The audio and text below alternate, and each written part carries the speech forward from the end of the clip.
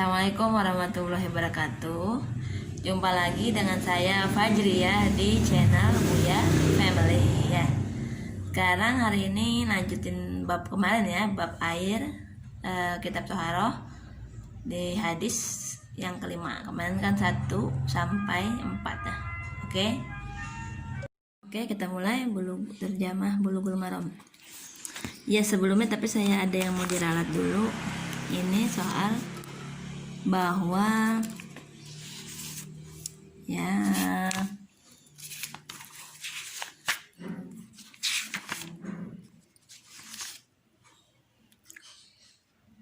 pendahuluan ini sebenarnya ini adalah pendahuluan asli dari Ibnu Hajar Al-Asqalani dalam bahasa Arab, tapi diartikan ya kan, jadi bukan dari Hasan. Jadi video kemarin tuh diralat soal pernyataan yang ini, bahwa ini adalah pembukaan untuk buku aslinya. Kemudian untuk arti yang benar di sini kan ada wa ta'mihi wa launi ahrajahu Ibnu Majah. Jadi wa di sini memang benar, dan jadi saya dapat teguran kemarin lupa bahwa wa itu sebenarnya memang dan, saya terbalik, dan baunya dan rasanya dan warna. Justru memang yang atau ini adalah au nih, au ta'mu au launu binajasati. Jadi ini atau aunya itu adalah baru ini atau. Oke, maaf ya untuk video yang kemarin. Kemudian sekarang lanjutkan ke hadis kelima. An Abdullah ibni Umar qala Rasulullah sallallahu alaihi wasallam idza kana ma'u kullataini lam yahmil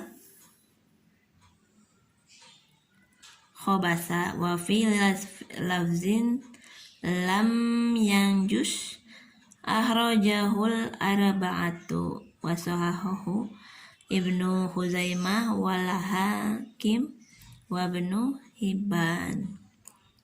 Yang artinya dari Abdullah bin Umar yang berkata, bersabda Rasulullah bahwa apabila adalah air itu 2 kula tidaklah yang mengandung kotoran.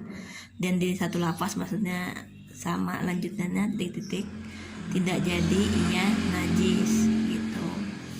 Dikeluarkan dia oleh 4 dan disahkan dia oleh Ibnu Huzaimah dan Hakim dan Hibban. Oke. Jadi beri keterangan ya dari buku ini memang diartikan air 2 kula itu tidak menurut Imam Syafi'i ialah air yang memenuhi satu tempat yang lebarnya, panjang dan dalamnya adalah 1/4 hasta. Jadi ya bak mandi ukuran namanya 2 kulah kalau bahasa mereka, bahwa sisi-sisinya 1/4 hasta. Kemudian kedua, jadi seperti menyanggah hadis 5 ya, bahwa di sini tidak ada satu hadis yang menetapkan ukuran 2 kulah dengan 1/4 hasta seperti yang disebut itu atau yang lainnya ya kan. Kemudian ketiga, maksud hadis ini bahwa air 2 kulah itu tidak akan jadi kotor atau jadi najis lantaran termasuk atau dimasukkan padanya barang yang najis. Keempat, hadis 2 kulah ini walaupun ada yang mengesahkannya seperti tersebut tadi, siapa yang oleh Ibnu Huzaimah ya, disahkan dia oleh Ibnu Huzaimah, tetapi lebih banyak imam-imam terkemuka melemahkan. Jadi lantaran sanadnya mutarib. Apa ya itu mutarib ya? Lantaran matanya pun mutarib dan lantaran mauqufnya yakni dari Ibnu Umar sendiri, bukan dari Nabi SAW. Mungkin seolah-olah Nabi Muhammad atau Nabi kita tidak mengucapkan, tapi seolah Ibnu Umar yang ngomong begini. Jadi belum pernah ada orang yang dengar langsung dari Nabi, hanya ucapan dari Ibnu Umar. Coba kita lihat dulu ya, mutarib itu apa ya? Coba dibalik lagi nih yang pasal-pasal itu kemarin, yang keterangan-keterangan. Nah, mana ya? Hadis, gambaran sanad, sahabi, tabi.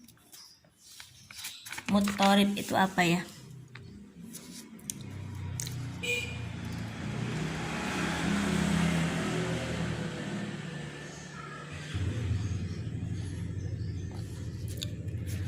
Mutarib mana ya? Mudalas, makluf, mutarib,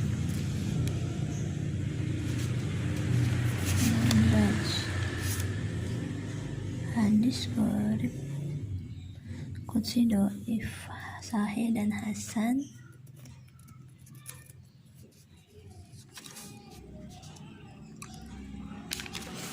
Gimana ya?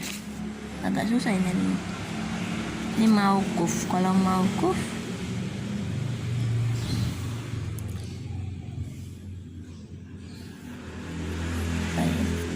musnad.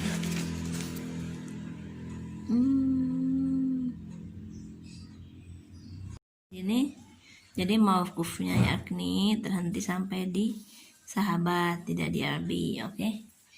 Jadi jelas ya. Bilang di sini. Jadi mauquf cuma sampai dari Ibnu Umar aja sendiri. Jadi dari sahabat aja, bukan dari Nabi Muhammad SAW. Oke. Yang keenam, an Abi Hurairah qala qala Rasulullah sallallahu alaihi wasallam la yaghtasilu ahadukum fil iddaimi wa huwa junub. Akhrajahu Muslim. Dari Abi Hurairah yang berkata, telah bersabda Rasulullah, janganlah seorang daripada kamu mandi di air yang diam padahal ia sedang berjunub. Orang Muslim. Oke. Yang ketujuh, walil Bukhari la yabulanna ahadukum fil ma'id daimi allazi la yajri summa yaktasilu fi. Dan bagi Bukhari, nah maksudnya dari Bukhari yang sanadkan, janganlah seorang daripada kamu kencing di air yang tidak mengalir ya, kemudian ia mandi padanya. Yang kedelapan, wali Muslim minhu wali Abi Dawud wala yaktasilu fihi minal janabah. Dan bagi Muslim dilanjutkan, jadi dari kata-kata ini dilanjutkan di sini. Kemudian ia mandi padanya ya, sesuai ya sama yang atas. Kemudian bagi Abi Dawud, janganlah ia mandi janabah padanya juga, jadi sama arti ujungnya ya. Jadi tidak boleh dia mandi air diam pada ia berjunub, kemudian apalagi kencing di air yang tidak mengalir. Jadi seperti menyambung ya dia. Dan ia mandi, kemudian ia mandi, jadi tidak boleh ya. Oke. Jadi keterangannya di sini, hadis ke-6 melarang seorang berjunub mandi di dalam air tidak mengalir. Hadis 7 juga melarang orang kencing di air yang tidak mengalir lalu mandi di dalam. Hadis ke-8 juga menurut Abu Dawud melarang dalam air yang dikencingi itu. Makanya terus diringkas di sini nih. Dalam mandi janabah di dalam air diam yang telah dikencingi dan tidak dikencingi. Oke, dilarang kencing di air diam, jelas. Dalam mandi janabah atau lainnya dengan air diam dikencingi walaupun dengan diciduk ya. Jelas aja udah dikencingi, masa kita mau mandi sih? Kan aneh ya. Apalagi mandi junub. Yang kedua, menurut hadis yang pertama sampai keempat tadi, air tidak dapat dinajiskan dengan apapun kecuali dengan sesuatu yang mengubah baunya, rasanya atau jadi nyambung kita kalau ingat hadis yang keempat tadi ada mengubah bau, rasa atau warna. Makanya nah ini ngomongin lagi malah hadis ke-9 11 padahal di bawahnya ya. Tuh hadis 9. Air sisa wudu dan sisa mandi jadi tidak najis dan tidak kotor karena tidak bisa dianggap berubah warna, bau dan rasanya begitu. Bahkan boleh dipakai buat wudu dan mandi. Dan air itu, air yang disebut dalam hadis yang ke-6 dan ke-7 tidak najis dan tidak kotor selama tidak berubah bau, rasa dan warna. Oke. Kemudian yang keempat, tetapi oleh sebab Rasulullah larang kita yang berjunub mandi di air yang tidak mengalir, dilarang kita kencing dalam air yang tidak mengalir, kemudian larang kita mandi dalam air yang telah kencingi, dilarang kita ambil atau ciduk air yang dikencingi itu untuk digunakan buat mandi janabat gitu ya, buat mandi, janganlah kita langgar larangan itu. Jadi intinya saling berhubungan bahwa kita nggak boleh mengambil atau air yang diam gitu yang untuk dipakai wudhu atau mandi gitu ya. Apalagi kalau udah jelas-jelas dikencingin, berarti kan berubah bau, rasa, mungkin juga warnanya ya. Kalau ada warna kuning mungkin biasanya di air pipis. Oke. Kemudian ini 9, an rajulin sahibat Nabiyya sallallahu alaihi wasallam qala naha Rasulullah sallallahu alaihi wasallam an taghtasilal mar'atu bifadli rajul awi rajulu bifadlil mar'ati wa yatarifa jami'a. Akhrajahu Abu Dawud wan Nasa'i ya wa isnaduhu sahih. Oke. Artinya, dan dari seorang telah jadi sahabat Nabi yang berkata, Rasulullah larang perempuan mandi dengan air sisa laki-laki dan laki-laki ya, ini atau ya, au ya, jadi awi. Aunya mandi air perempuan, tapi hendaklah keduanya sama-sama menciduk. Dikeluarkan oleh Abu Dawud, Nasai, dan isnadnya sahih.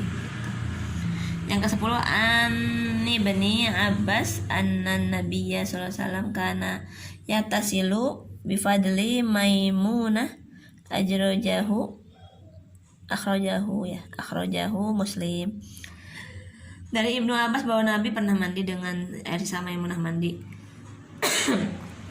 Dikeluarkan dia oleh Muslim. Kemudian yang ke-11, wali ashabi sunan iktasala badu au azwajin nabiyyi sallallahu alaihi wasallam fi jafnah fajaa yaktasilu minha faqalat inni kuntu junuba faqala innal ma'a la yujnibu wasahahu Tirmizi wa Ibnu Huzaimah. Dan bagi pengarang sunan ada riwayat seorang dari istri Nabi mandi di satu tempat air, lalu ia datang hendak mandi dari air itu, maka ia berkata, sungguhnya air adalah saya tadi junub. Ia bersabda, sungguhnya air tidak bisa menjunubkan. Jadi mungkin habis istrinya mandi, datang Rasulullah mandi juga. Akhirnya ngomong istrinya, sungguhnya aku tadi mandi junub loh, atau saya tadinya junub. Nggak apa-apa, kata Rasulullah, air tidak menjunubkan. Disahkan oleh Tirmizi dan Ibnu Huzaimah. Oke. Jadi keterangannya hadis ke-9 itu sungguh pun disahkan, tetapi tentang sahnya ada perselisihan antara ulama hadisnya nih. Jadi mungkin masalah harus sama-sama menciduk. Jadi sebenarnya walaupun disahkan, dia bersifat sahnya tidak boleh dijadikan dia alasan. Terutama ia berlawanan dengan hadis yang ke-10 dan 11 yang menegaskan bahwa Rasulullah ada pernah mandi dengan air bekas istrinya mandi, itu kan. Jadi walaupun disahkan katanya hadis 9, bolehlah seolah-olah ya jangan sisa dong aturan mandi bareng gitu ya. Tapi katanya tidak apa-apa, malah karena di hadis 10 dan 11 dibilang justru bekas istrinya mandi begitu. Terus air tidak bisa menjunubkan. Artinya air bekas orang mandi junub itu tidak bisa membuat orang lain berjunub. Jadi orang berjunub mungkin atau berhadas kali ya, kita mandi di situ terus kita jadi junub juga, enggak gitu ya. Kita mandi aja biasa kalau kita emang enggak junub, seperti itu. Ini bahkan dijelaskan lagi di sini nih. Penjelasannya dikatakan bahwa tentang sahnya ada perselisihan. Oke. Sebenarnya riwayat itu sudah sah dan dapat dianggap tidak bertentangan apabila larangan dalam riwayat itu dipakai dengan makna makruh dalam hal kebersihan. Nah, jadi dalam hal kebersihan mungkin ma'ruf nilainya dalam artian apa ya? Kalau makruh itu apa? Ada di sini. Mana ya? Wajib, makruh, mana makruh?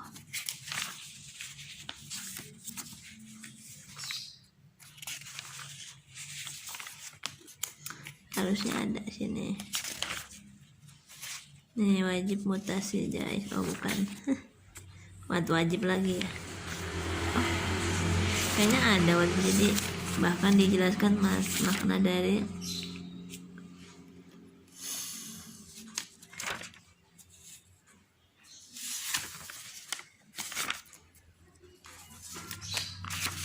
mahfuz saja.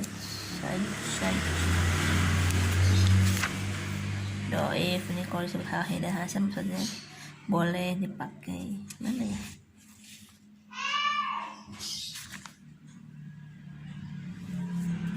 Masnad sunan. Ini tadi sunan ya. Mana ya sunan sini? Sunan itu ialah ahli kitab hadis yang diatur bab fikih seperti bab ibadah. Si Anu coba oleh si Anu kayaknya ada pastinya makro gitu enggak ya, malah lebih pada hadis ya, bahkan ada deh. Oh ini ada benar nih, wajib, haram, mubah, dan dapat juga tambah dua lagi yaitu mustahab dan makruh. Jadi makruh itu di sini hal-hal yang diminta boleh-boleh jangan dikerjakan, tapi tidak dikenakan denda sebagai atas yang dikerjakan. Oh, jadi sebaik-baiknya jangan dikerjakan begitu ya. Seboleh-boleh maksudnya sebaik-baiknya tidak dikerjakan. Oke. Jadi makna makruh maksudnya ya bagusnya memang air baru. Kalau bisa air yang sebelumnya dibersihkan atau dihabiskan, mengingat hal kebersihan kita bagusnya memang air yang baru. Tapi tidak dikenakan dosa atau sanksi kalau kita melakukan hal yang seperti ini, mandi dengan bekas istri, bekas suami seperti itu.